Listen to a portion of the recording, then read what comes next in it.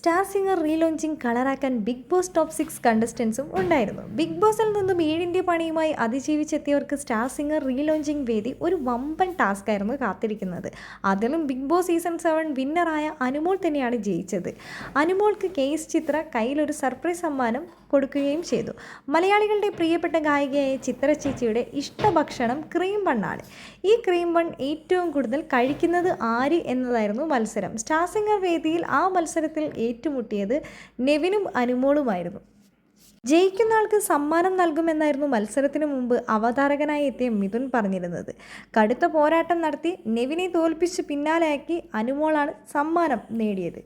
അനുമോൾ സമ്മാനം ചോദിച്ചു വാങ്ങുകയായിരുന്നു.